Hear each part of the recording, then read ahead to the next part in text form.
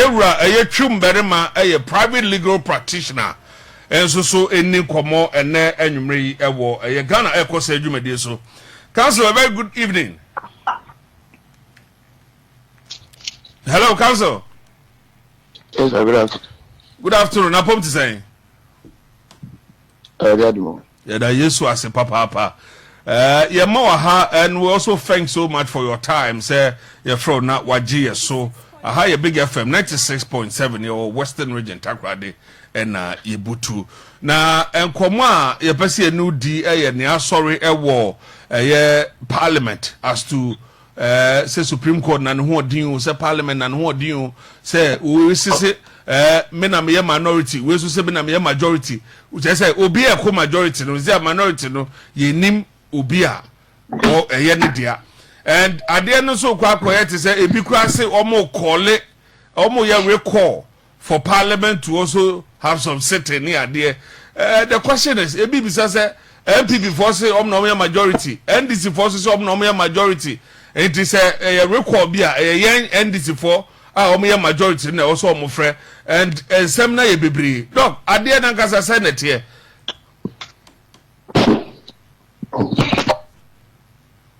so I don't think it's about majority of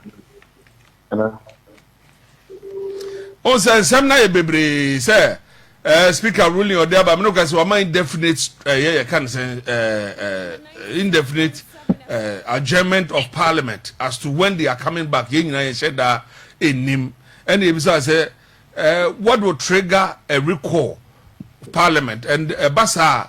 Sasema ye can one say when a majority, and Samsung Koso Parliament. Okay, so the call of the speaker asking for honest adjourning the house for indefinite period. The constitution is clear and that's clear. But I'm hearing my voice back. Is it okay? Okay, Pa, it's okay. All right. So the constitution under Article 102, 104, Emma, the extra quorum that you can have in Parliament. Now, also the case of Justice Abdullahi, on the Supreme Court, no? The ruling from the Supreme Court, say there were deliberative quorum and then decision-making quorum. So now Article 104 is a decision-making quorum, whilst 102 is a deliberative quorum. The 102 we hear just 1/3 of the House to be available, and then you can be doing all your deliberations. But if what's a music and that's a make a decision video, so we not less than half of the House to be there. Unfortunately, the day which is Tuesday, the House wasn't even up to half. And the right thing to do was to have adjourned, or was to adjourn the House as he did. Then calling the House back is also constitutionally directed. International, I think not less than 90 or so members are supposed to, if I'm right, or 88 or not less than 18 members are supposed to sign and then use that to call on the speaker to call the House back. And not one person will issue.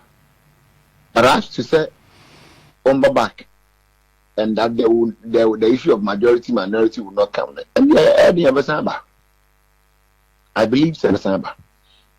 But the question is it deliberate to say no creative majority minority? And I need deliberate. If you say what is happening now is a creation of the law. And you've been asked that you the creation of the law. Okay. The Constitution 1992 Constitution. A crime you know about Parliament. A crime you know. You can only enter Parliament as a member. Only 2 votes or 2 millions. Back when the general election, back when by election. The Parliament never be between show when you say, oh, when I'm a person, my board, you Parliament. You must come there either during the general elections at the Abbaso, the master I believe the nine go hobby. Any and I say be a free moon and I be a scene ya control for by election. Then said you be Friday about. The next thing is constitution my a crime you need to be a time I were a crime mark and what 8 as the mode of which I would never see the PAP Parliament. I won't rob you. You declare the Parliament never dissolve it. It doesn't mean say be I would be a member. Me about dissect and never speaker of Parliament. And nobody said I couldn't with that too. And I say you are Siakuda. And my compare for the one name now what could you speak and I so deal. But I didn't say and man understand my point say deputy speakers in the one by members of the house. In the speaker and the necessary MP. The deputies in India, they can be MPs. They can all be coming from the same political party or different political parties, nobody cares. Number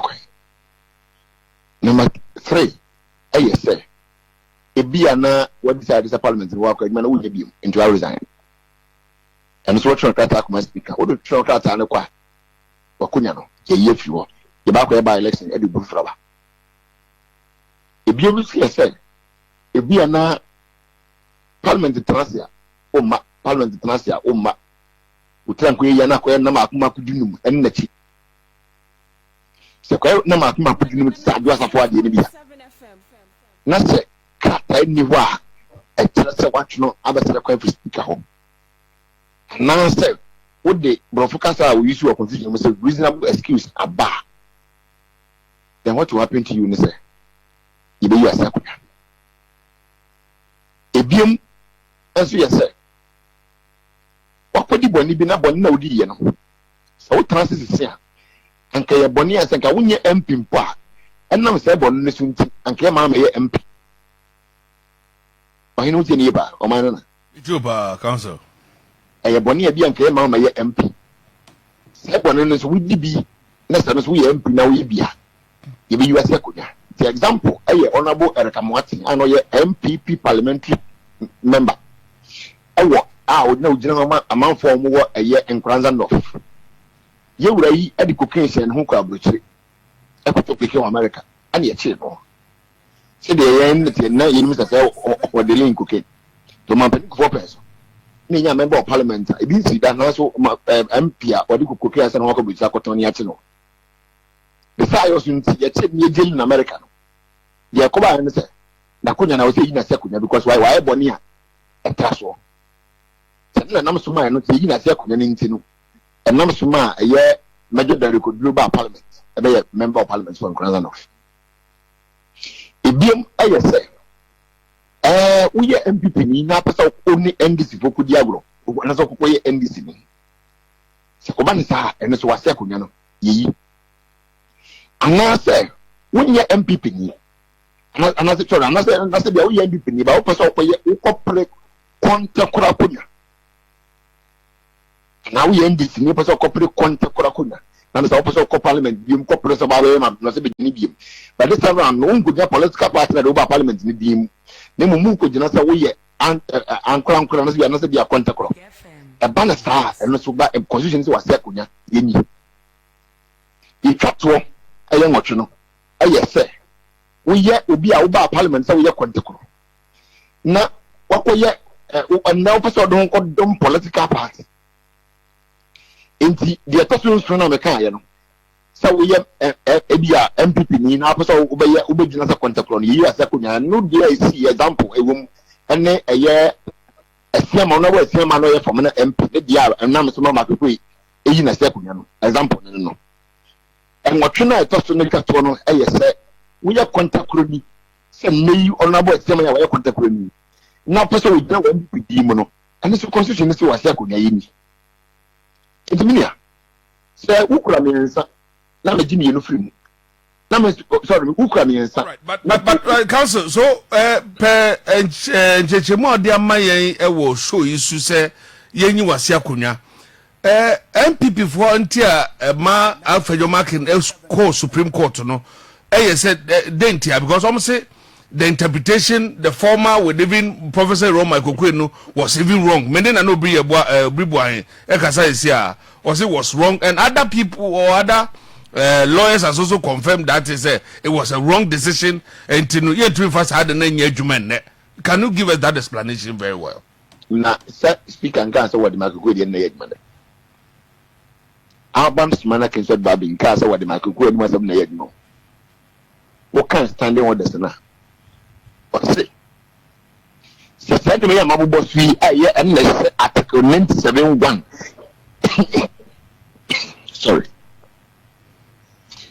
Article 97.1 A, B, C, D, E, F, G, H. And I'm not was the boss to know. No. Was this a phenomenon be here? Speaker, no, I was so what day and who asked them back to my city. Now, announcement to the Bible to say, Simon movie, yes, Nibana could an evidence. And Cassell, you cannot bet through Dabi. Ganza.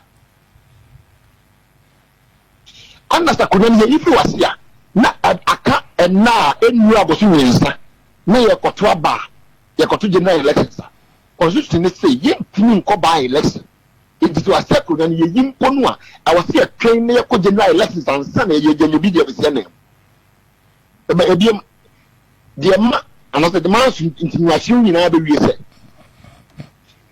manya ngwa bi o mo ka say oh the constitution make us say you are seeking to become member of parliament and Article 1G in 97.1G in 1. Now opposite say and you national name we that chance some knock. Hey, now go for the end and answer. Now say that chance somebody answer constitution come answer them. Because the year say a CM could not MPP mobile parliament 2025 wa. Say man need to me no.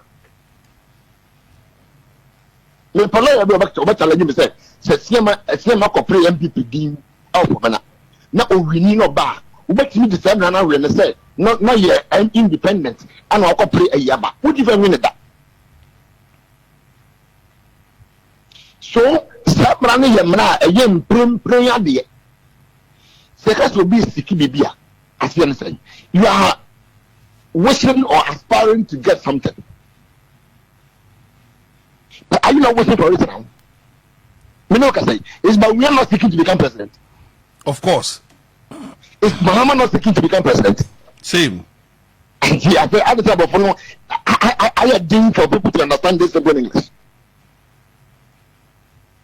As remember, independent, the article 97.1H. Yeah, 1G and then H. Yeah. H, no. What if we are independent? Don't you hear? To mean cross so another party. If we then I do we went into this.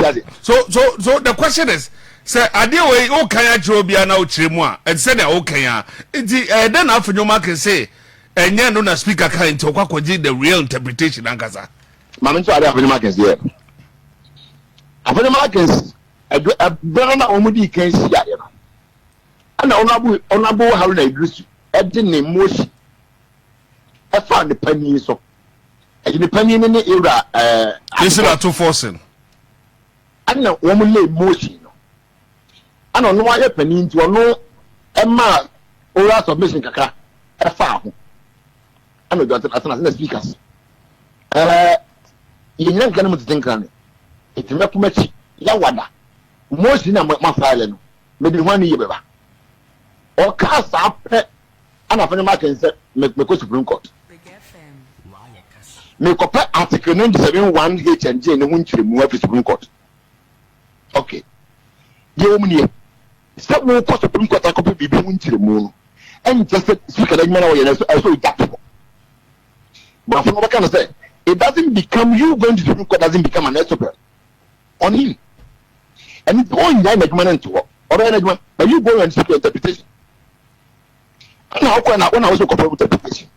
enti okwa en wo kwada mo baby and not try say I don't know so couple of Supreme Court no what best serve parliament because or the speaker and attorney general never court into your best serve na nipa bonne sama oye yi me no ka say just organ ma me tokono issue letter the amount court be organ ha say every be asem bi bebe won ma family se bedwa ho ubatini e de ahokrata akodom na se bedwa no adwoada pe na adwoada no kra no e say ye working hours na de so mo na fa no wotwe e ko fam enyedan no num say na enye say bremu bia unti fa krata bia kuma parliament after the market ni ka de yo e so de na krata ne ko honum e da na enye adwoada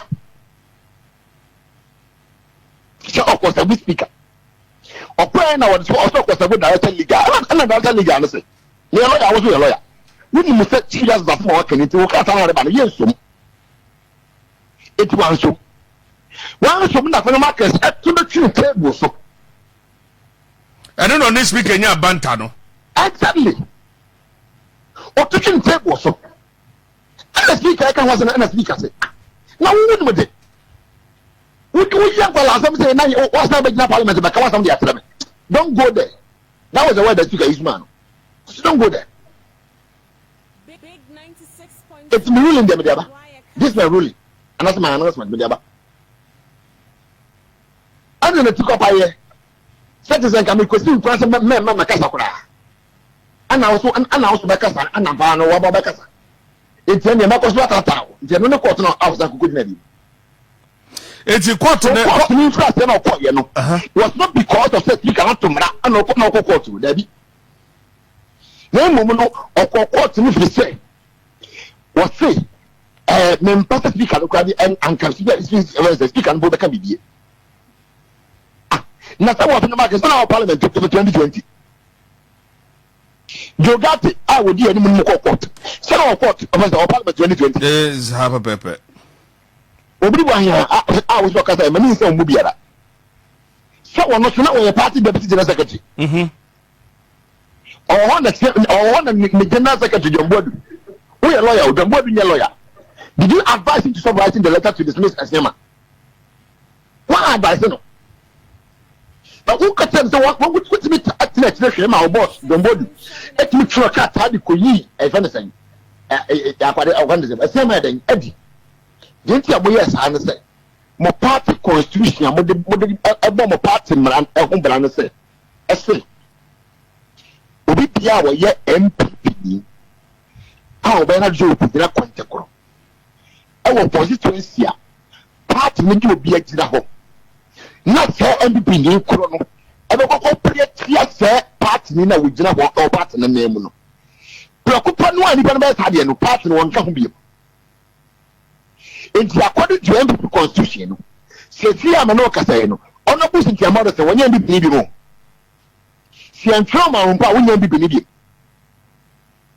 I couldn't say, I see a blue Asante, whatever the show. Could Asante of the yeah, and then Andrew Samakwesiama, the independent. And yet, MPP need you. And not be the Kayo, and I'm about the Milani constitution. Now, is a woman who has someone. Give me a back. Not a quit your name, quit your more. And before you now cause a record in the answer. But how the crown ever be your more, a musu. And nothing the devil will be. And nothing the devil will be. A chairman, I'm a lawyer. A chairman, or a lawyer. Or court 20 gentana. So council, I then a bra for your marking a court Supreme Court. I'm up for a problem on how the arrangement, even the Chief Justice, every has to say also no so near dear and Temwa a court yeah, and it ruling almost so the buyer. Almost say speaker and rescinding the decision now or restated the seater what declared vacant no. Okay, so the decision is not to say the speaker every single decision. So on trends and diabetes. Nemo was so once. So sign it just said the okay and the Casawanka. And I said, you will be.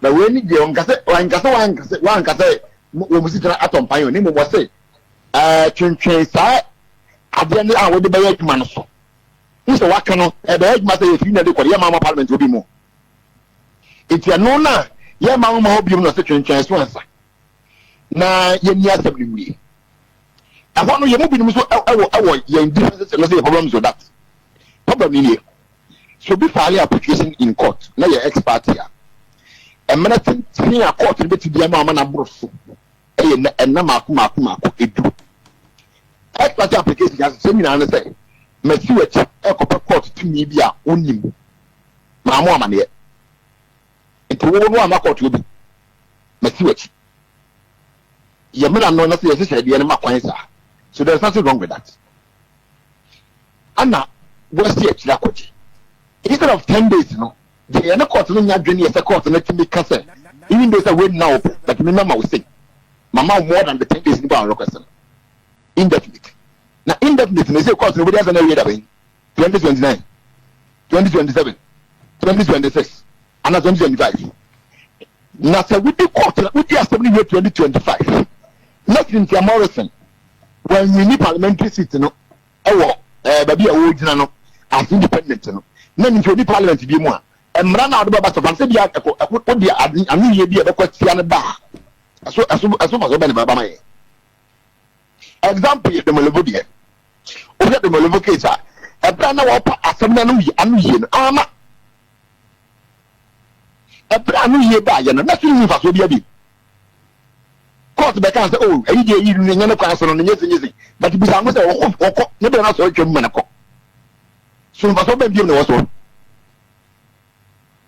So this is what people have issues. But you need problem be as a constitution mu court mra aka ne mpe bebre say a continuation ba constitution nku ba bia we ka be kuna we ka ne fa ne we ka ne senya mo mra ye ntani en ka se ntiro mu adwempa na wo mo tren ni tirimu say o mo ka say seeking to remain in parliament as any ABCD ye be kire wase so obi entia so be ko so ko pemse. But another argument, you know, as I said, court make us a year, speaker can one can be yes. But other than MB was who say majority, and this was who say majority. The only say speaker some no kind in the parliament and they didn't what they are. Say me cramian and as me crabia 9. Now Uzu crabia 9. Now what the 9 no producer I do the end back. Now what Jimmy media no emu me and son. Or no, why the FM. Big 96.7 FM. Hello, council. They say so crabia and 9 na me cramiansa. Na producer I do the and 9 or Jimu Bako. Na me media no Jimu me and son. Me no one what do you say? Say me media na munam kutado. Enti appear that we ye be.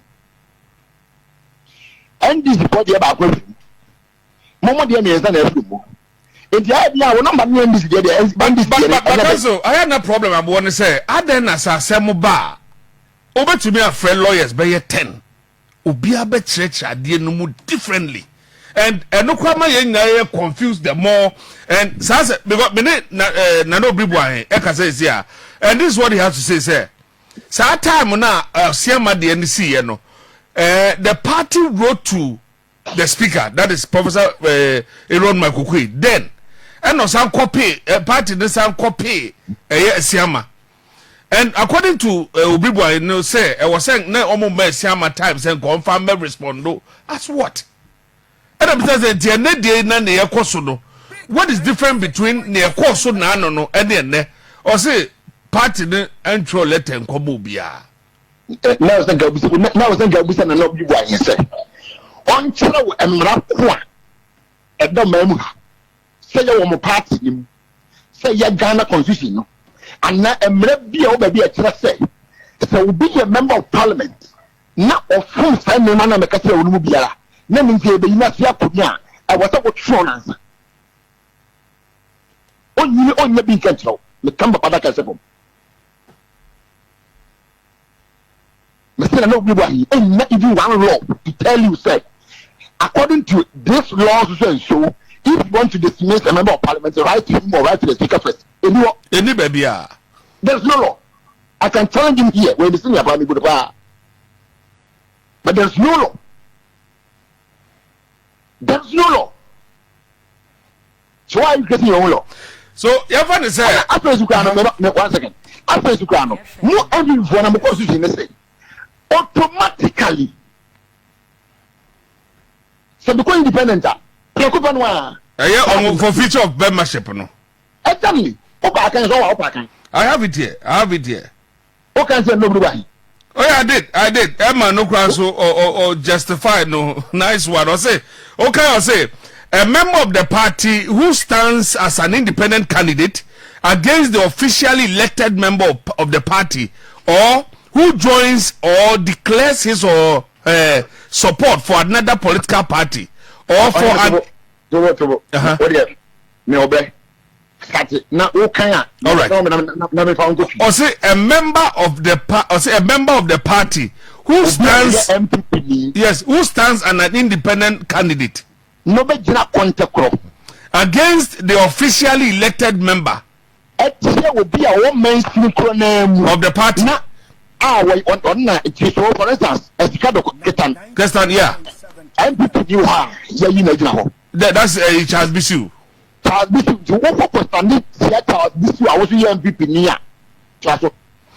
Or who joins or declares his or her support for another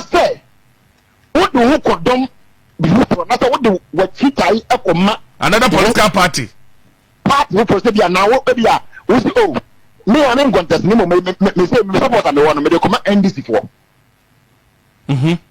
Or for an independent candidate. And now say be what was support no comma independent candidate. When the party has sponsored a candidate, I will make a party no you be so name in a general or by election. I will bring or mining in about to also not by election. Automatically forfeit his or her membership of the party. I'm no far. Win the party need you. Now, one more time, we know never wrong.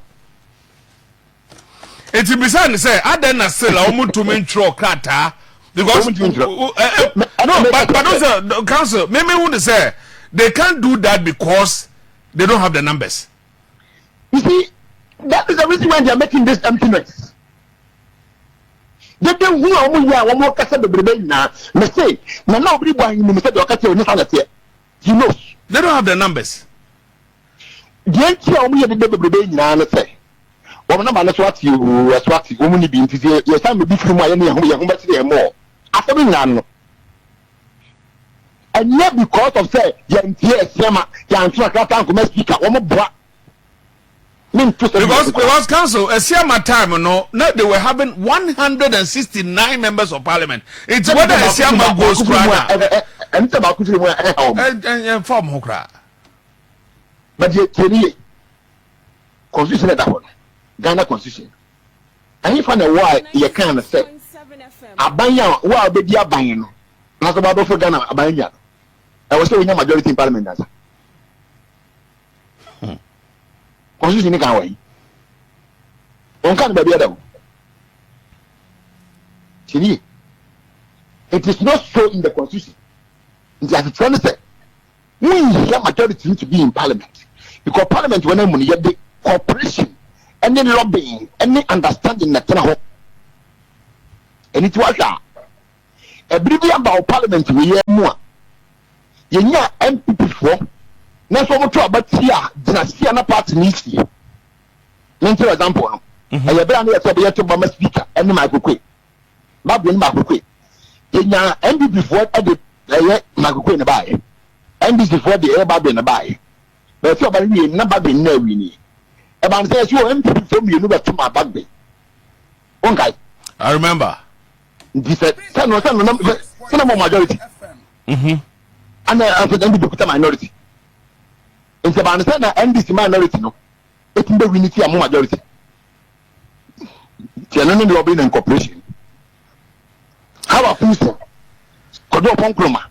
Anyone before they became ministers. So I can't be you. We got NDC MPs voting for them. Yeah. and the man say leadership of the party dry say these are changes in the by no. I mean, and yet you can ye. In Japan, can say even though and now you're minority leader, you can still do your business in parliament if only you are a good leader. So we try hand tiny girl now, bro, once ya, Unia. But yes, and no, me beside same way. As I was talking to one of my guests, and I maybe said, say, "Ucha yewra oseche mesabonsu." The way I know any nema parliament. On they say they almost on kubium. Into our hinne. So on kubium into the parliament of you. They say from parliament or Mr. From. That was January 7th, January 6th. Rather, yes, but we hardly see him in parliament. Aha. Waniti be we share poncha what yano. Waniti man broswa. We share poncha what yano. Nanka wa o tiche mesa bonzu. Also drop na ko avenue markets. No problem. Say I na mate hunai. After you to build that dialogue or consensus with the other members, of the because Adeba say time Haruna making this statement. It was on Saturday. Was Suhini ne campaign and look at the time. I know my warning say you be convene parliament. I be resume on Tuesday. You resume. You be seat and I will become the majority. And I be say after you marking to me and call and no man could translate. And Jojo say, oh, Charlie, you will be able to read the account of Homa and Fangu Kobi, Naka Yahane, baby Uncle Sa. Ah, na a concern Gadua.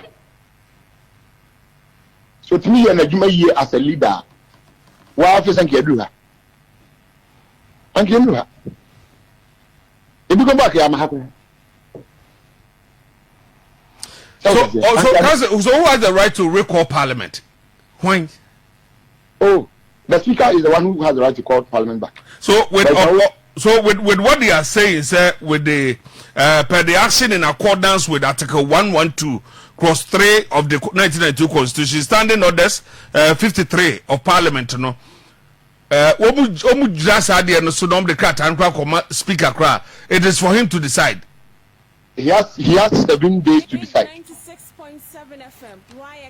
But is it mandatory? Say, I was say. Onisaka Kratana or call it back parliament say Womusambra. Oh, you will call back the house.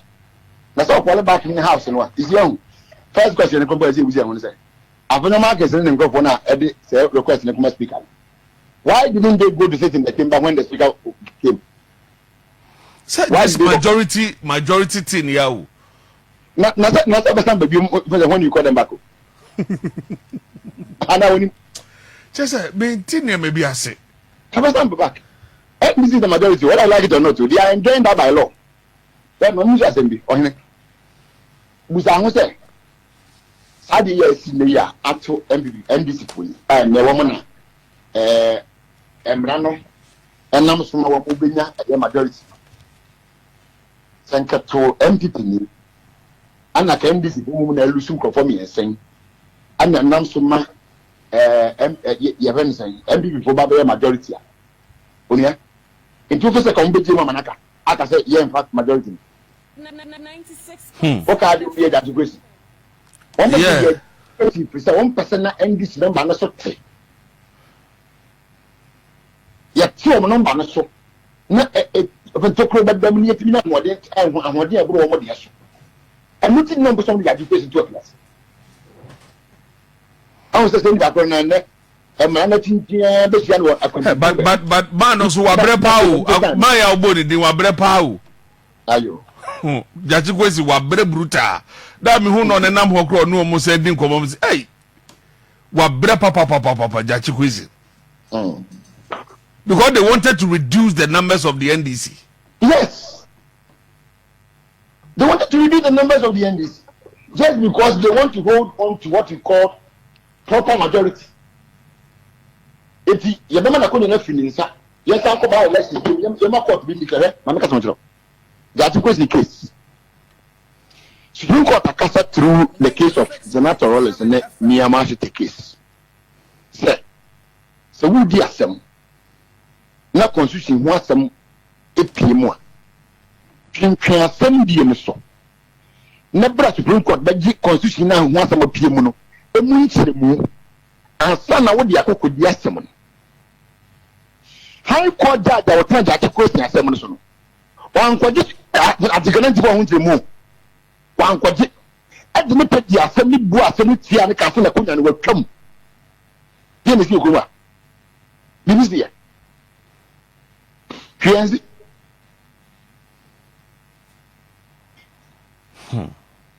Fianzi. Na wo enya wo dia wo si boy. Because na utie afenyo on the different platform of say there are some government business wo hono me wo to me yen anim ya, especially two loans bia also to be approve and some bills be and instrument be and them bebre. I think 24 of them also to me before I sign a parliament be call be dissolve and I say be on be adjourned to the next 9th parliament. And you know they have to make sure say they recall parliament back. But no problem. Yes, but council and also no NDC for no some we also spoke to them say no majority has to speak. And some crab friends, some no friend, but some also Tom was there, and then there's going to be another showdown if Parliament is being recalled.